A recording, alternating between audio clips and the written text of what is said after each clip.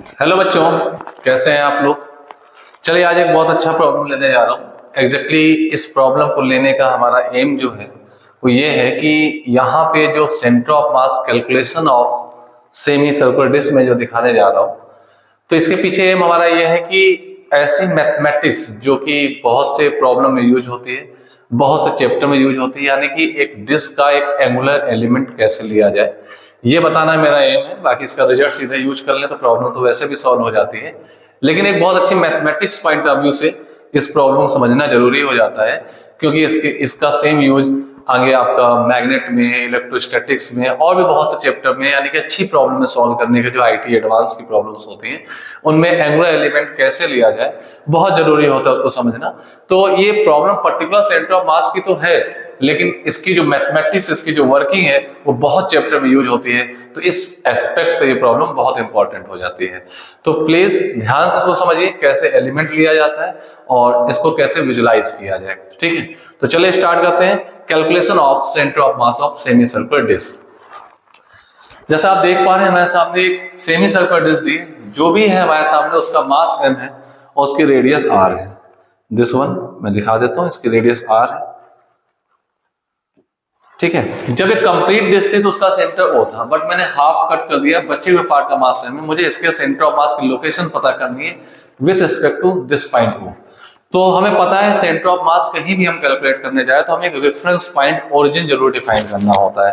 तो हमने सपोज इसके O को ही हमने ओरिजिन डिफाइन कर दिया, this is the y axis, ऊपर मैंने y एक्सिस डिफाइन कर दी and this is the x axis, ये x एक्सिस है। Coordinate of point O origin हो जाएगा, तो इसके कोऑर्डिनेट 0,0 हो गए। अब डिस्क का सेंटर ऑफ मास कैसे कैलकुलेट करें, तो अगर आपने हमारा पिछला वीडियो देखा हो, लास्ट वीडियो, तो उसमें मैंने एक साथ centre of mass of semi circular ring दिखाया था कि कैसे होता है। तो उसका आंसर भी अगर आपको याद हो, सेमी सर्कुलर रिंग का सेंटर ऑफ मास 2r/π पर होता है। तो चलिए डिस्क का हम कैलकुलेट करते हैं, सेमी सर्कुलर डिस्क, इसका सेंटर ऑफ मास कैसे आएगा। तो अगर आप मेरा पहला वीडियो देख चुके हैं रिंग के, सेमी सर्कुलर रिंग का सेंटर ऑफ मास आपको पता है, तो उस रिजल्ट को डायरेक्टली हमको यहाँ यूज करके डिस्क का सेंटर ऑफ मास निकालना है, सेमी सर्कुलर डिस्क का। तो चलिए देखते हैं इस रिंग को, इस डिस्क को हम ऐसे विजुलाइज कर सकते हैं कि ये ढेर सारे रिंग से मिलकर बनी हुई है, ऐसा मान लीजिए।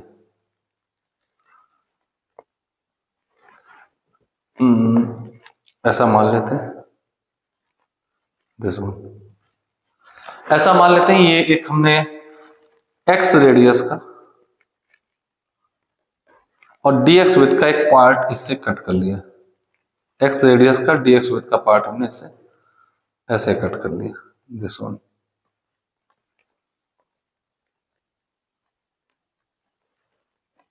ये ऐसे ढेर सारे रिंग से, सेमी सर्कुलर रिंग से मिलकर के ये डिस्क बनी होगी। तो मैंने कोई एक इंटरमीडिएट लोकेशन पे x रेडियस का, ये x रेडियस आपको दिख रही है, और this one with is dx with का हमने एक पार्ट कट कर लिया। ठीक है, अब आप ऐसे कितने रिंग से मिल करके, ऐसे सेमी सर्कुलर रिंग ढेर सारे हैं, ये एक इंटरमीडिएट मैंने लिया हुआ है, बीच में सबसे छोटा 0 रेडियस का होगा, फिर से थोड़ी बड़ी रेडियस का होगा, थोड़ी और बड़ी रेडियस का होगा, x वाला है एंड सो ऑन। मैक्सिमम ये r रेडियस का एक ऐसा सेमी सर्कुलर रिंग होगा, सबकी dx विड्थ मैंने ले ली हुई है। ठीक है, तो अब ये ऐसा इस सेमी सर्कुलर डिस्क का जो एलिमेंट होगा वो एक सेमी सर्कुलर रिंग होगा, जो कि आपके सामने मैंने सेगमेंट करके दिखाया हुआ है। ठीक है, तो आप अब पूरे डिस्क को भूल जाइए। सबसे पहले देखिए ये आपका एलिमेंट है, तो ऐसे कितने एलिमेंट होंगे, तो x की एक लिमिट हमें डिसाइड हो जाएगी, x = 0। सबसे छोटा जो रिंग होगा वो यहाँ पे ऐसे 0 रेडियस का बनेगा सेमी सर्कुलर रिंग, फिर उससे बड़ी रेडियस का, फिर और बड़ी रेडियस का एंड सो ऑन। तो सबसे छोटा होगा 0 रेडियस का, 2 x = r रेडियस तक ये जाएगा, तो सारे एलिमेंट छोटे से लेकर बड़े तक सारे एलिमेंट कवर्ड हो जाएंगे। तो आपके पास x की एक लिमिट डिसाइड हो जाती है। तो सबसे पहले हम बात करते हैं, अगर आपको याद हो xcm का फॉर्मूला था integration x dm upon integration dm, और ycm का फॉर्मूला था रिजिड बॉडीज के केस में integration y dm upon integration dm with some limits apply.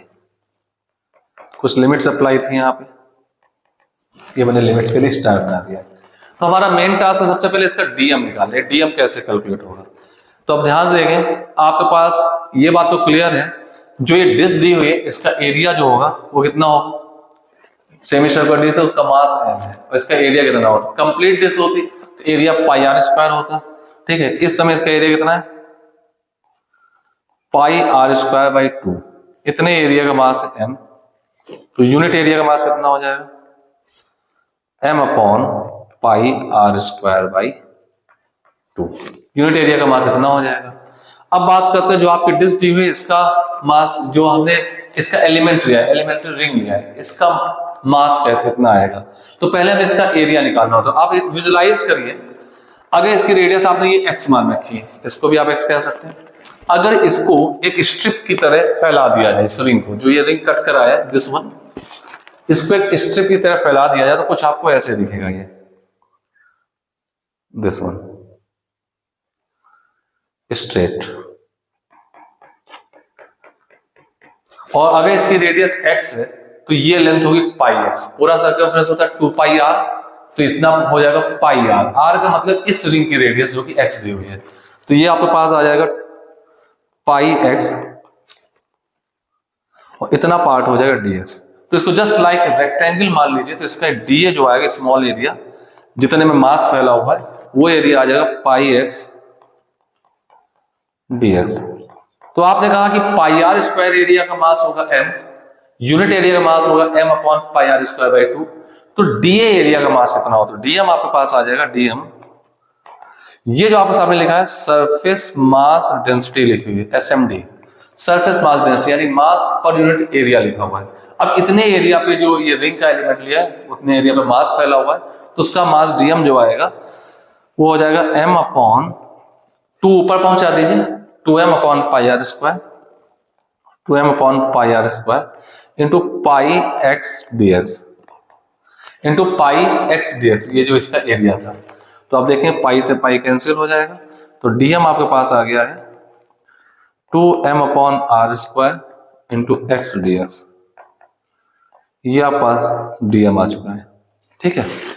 अब आप बात करते हैं जो भी आपने रिंग लिया, जैसे हमें यहाँ पे आप देखेंगे तो हमें दो चीजों की जरूरत थी, एक था डीएम, तो डीएम हमने कैलकुलेट कर लिया, चाहे एक्ससीएम हो चाहे वाईसीएम हो, डीएम हमने कैलकुलेट कर लिया। अब बात करते हैं एक्स और वाई।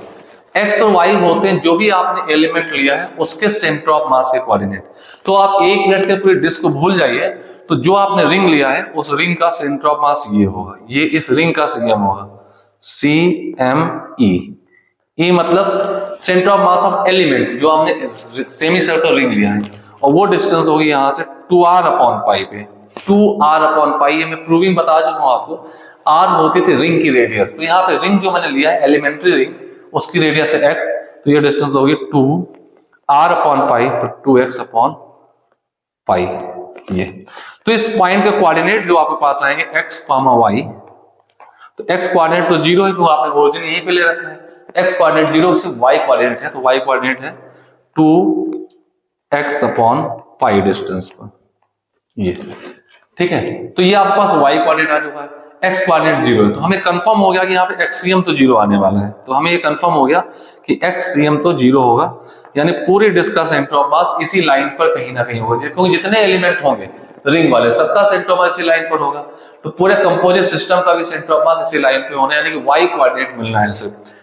तो चलिए YCM वाले फॉर्मूले में वैल्यू पुट कर देते हैं, तो y सेंटर ऑफ मास यहां देख लेते हैं, YCM आएगा इंटीग्रेशन y dm, फॉर्मूला आपके सामने लिखा है इंटीग्रेशन, ये देखिए y dm upon integration dm, तो y की वैल्यू हमारे पास कितनी है, y कोऑर्डिनेट है 2x अपॉन पाई, ये देखिए y कोऑर्डिनेट है 2x अपॉन पाई, तो 2x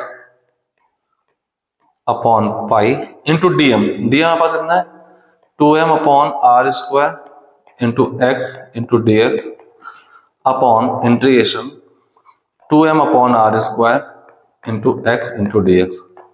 अब आपके सामने ये x की लिमिट आएंगी, और x की लिमिट में सबसे पहले क्वेश्चन में लिख चुका हूं, these are the limit of x 0 to capital R, तो 0 टू कैपिटल R लिमिट लगा देता हूं, 0 to capital R, 0 to capital R।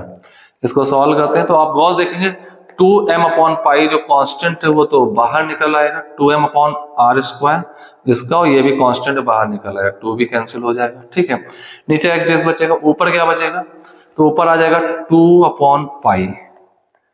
Gauss देखिए 2 ये बचा है, पाई ये बचा है, बाकी ये चीज कैंसिल हो गई, x² dm बचेगा, integration x² dm 0 to capital R upon integration x dx होगा 0 to कैपिटल R। ऊपर ये गलत लिख गया, x dx dm नहीं है, x इंटू dx है, तो आपके पास YCM जो आएगा दैट इज 2/π। आप गौर देखें तो x² का इंटीग्रेशन होगा x³/3 और जब लिमिट रखें तो r³/3 बन जाएगा, r³/3। अब आप यहां देखें x का इंटीग्रेशन होगा x²/2, जब लिमिट रखें तो ये बन जाएगा r²/2। अब देखिए गौर से r² से कैंसिल हो गया, 2 पर पहुंच जाएगा, तो this implies that YCM equal to 4r/3π। ठीक है, तो ये आप सामने रिजल्ट है। ठीक है, तो आपको फाइनली ये पता चल गया कोई एक सेमी सर्कुलर डिश है, उसकी रेडियस r है ऐसे, तो इसका 1/4 करती हुई लाइन जो है इस पॉइंट O से 4r/π डिस्टेंस पर, 4r/3π डिस्टेंस पर ये आपके पास सेंटर ऑफ मास होगा डिस्क का। तो एक बहुत इंपॉर्टेंट मैथमेटिक्स थी जो मैंने आपको यहां बताया कि how to take the element ring, semi circular ring को एज एलिमेंट लिया जाए, तो ऐसे ढेर सारे सेमी सर्कुलर रिंग से मिल करके, मैं ऊपर डायग्राम पे आता हूं, ढेर सारे रिंग से मिल करके आपका सेमी सर्कुलर डिस्क बन जाती है। सेम कॉन्सेप्ट में यूज कर सकते हैं कि आपके पास एक कंप्लीट डिस्क होती, अगर एक कंप्लीट डिस्क होती तो हम क्या करते हैं, जो एलिमेंट मूव कर रहा है तो इसकी जो मैंने यहाँ पे लेंथ लिखी है वो कितनी लिखी है, πx इंटू dx, तो इससे dA लिखा है, इसके बाद dm निकाला है, तो आपके पास एक कंप्लीट होता तो 2πx हो जाता, 2πr यानी 2πx इंटू dx, ये dA होता, और जो यूनिट एरिया का आपने निकाला था मास यानी कि सरफेस मास डेंसिटी, उसमें मल्टीप्लाई करते πx dx का नहीं 2πx dx से मल्टीप्लाई करते हैं, तो उसका dm आता है, फिर वहां पे जो भी लिमिट दी होती उस लिमिट को x 0 से लेकर कैपिटल आता है उसको भी इंटीग्रेट करते हैं, तो एक अलग रिजल्ट आता है। तो एक बहुत अच्छी मैथमेटिक्स आनी चाहिए, बहुत चैप्टर यूज होती है, तो पर्टिकुलर सेंटर ऑफ मास को समझ करके आप इसको मत समझिएगा, यहाँ तो यूज होना ही है, इससे आपकी कैलकुलेशन एबिलिटी बढ़ती है, एडवांस की अच्छी जो प्रॉब्लम होती है उसमें सोचने की कैपेसिटी बढ़ती है, तो कैसे एलिमेंट लेते हैं तो इसको देखते हैं। चलिए फिर आगे मिलते हैं आपसे अगले वीडियो में, कुछ और कैलकुलेशन करेंगे और वो मैथमेटिक्स को देखेंगे। Okay, keep on watching and comment जरूर करें आप ये बात समझ पाए हैं या नहीं समझ पाए। Okay, thank you.